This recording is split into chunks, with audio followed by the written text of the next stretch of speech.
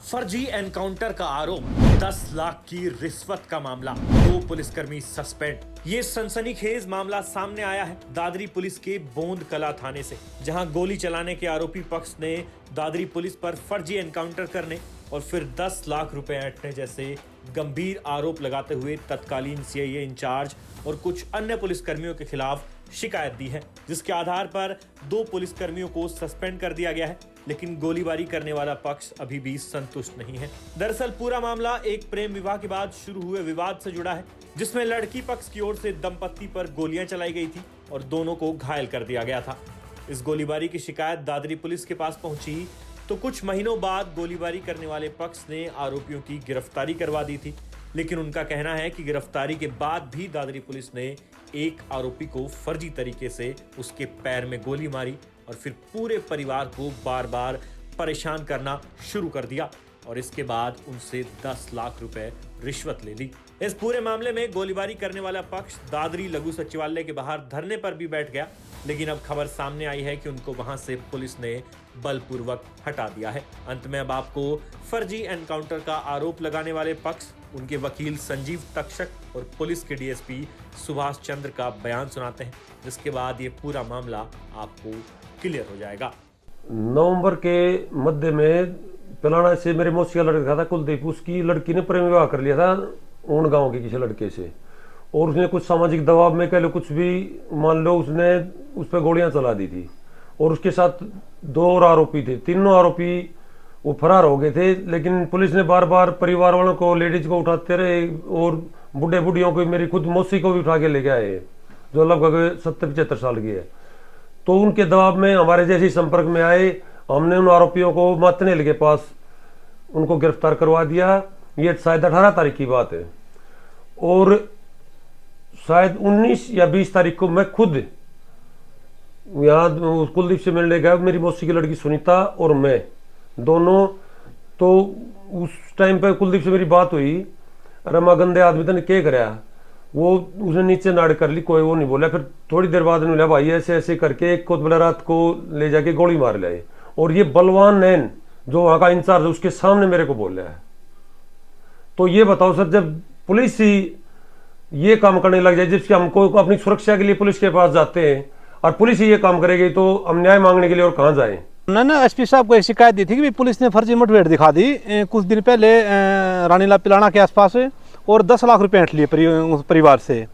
तो 100% फर्जी मुठभेड़ थी। परिवार के सारे लोग आए हैं जिनके सामने पैसे लिए हैं, जिनके सामने हमने बंदों को पेश किया था। सोनू जिसके ऊपर गोलियां चलाई हैं दिन में पेश कर दिया था, रात को उसको गोली मारी है। तो इस मामले में हमने कल शिकायत दे दी थी। हमने बताया भी था कि तुरंत एफआईआर लॉज हो। ललिता स्टेट ऑफ ना पंजाब है का मामला है, उसमें सब सुप्रीम कोर्ट ये कहता है, 7 जजों का फैसला है कि एफआईआर तो तुरंत होनी चाहिए। अब ये क्या कर रहे हैं, सुबह से जांच के नाम पे हमें परेशान कर रहे हैं कि कुलदीप के गोली मारने में ना वो लोग भी शामिल थे, वो लोग भी शामिल थे, कुलदीप के साथ है। तो भाई बार बार आप बुलाओगे जांच के नाम पे, हमें पता परेशान करेंगे। पुलिस के पास यही सिस्टम होता है। पहले जांच में तो हमारे को गोली मार दी हमारे बंदे को, अब फिर जांच के बहाने से ना हमारे को दोबारा परेशान किया जा रहा है। तो सारे परिवार के लोग जो इस सिस्टम में शामिल थे, जिनके सामने घटनाएं घटी, वो सब यहाँ के बैठ गए हैं। भाई यहाँ हमारे से कुछ पूछना पूछ लो, किसी को गिरफ्तार करना गिरफ्तार कर लो, चाहे सारा पिलाना गांव गिरफ्तार कर लो, हम अब पीछे नहीं हटेंगे। एफआईआर लॉज होनी चाहिए थी, उसके बाद ना अगला काम होना चाहिए था। अब तक बंदे सस्पेंड हो जाने चाहिए थे। इतने बड़े क्रिमिनल लोग, इतने सारे लोग मिली भगत करके इतना गंदा काम कर गए, और अब फिर जांच के नाम पे मैं परेशान। जब कुलदीप ने गोली चलाई तो उसको गिरफ्तार करने के लिए परिवार की महिलाओं को उठा ले आए। अब पुलिस वालों ने गोली चलाई है, इनकी महिलाओं को कौन उठाए? ये अपराधी नहीं है। तो ये जो सिस्टम है, इससे हम काफी तंग आ चुके हैं। भले ही अब पुलिस जो मर्जी करे, हम अब परिवार के लोग रोड पे आ गए हैं, यहाँ धरने पे बैठ गए हैं। जिसने जांच करनी जांच कर लो, बयान लेने बयान ले लो। इसके बाद हम दूसरा रास्ता भी अपनाएंगे। एसपी साहब इस मामले में शामिल हैं। कल हमने एसपी साहब को साफ सुथरे शब्दों में बता दिया था, रात को एफआईआर लॉज जानी चाहिए थी, हमने कल शिकायत दे दी थी। एसपी साहब इस मामले में शामिल है। 10-10 लाख रुपए की रकम आ रही है। मौके पे पुलिस के अधिकारी जा रहे हैं फर्जी इनकाउंटर में। उस बंदे को आंखों को पट्टी बांध के जानबूझ के गोलियां मारी हैं। बंदे को ये कहा तू भाग, ठीक है ना। तो 15-15, 20-20 आदमियों के बीच में सारी घटनाक्रम है और फिर भी छुपाया जा रहा है। कब तक छुपाओगे?